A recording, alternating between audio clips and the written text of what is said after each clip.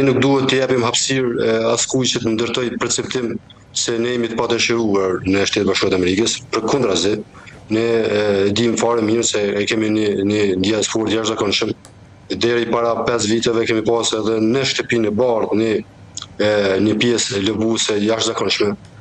Ajo pjesë më s'harroni ka qenë me as shumë ndikim sa që kam rri që të bëj të mundur që Kosova të shpallë pavarësinë e saj, njihet, të ndihmohet nga Shtetet Bashkuara të Amerikës.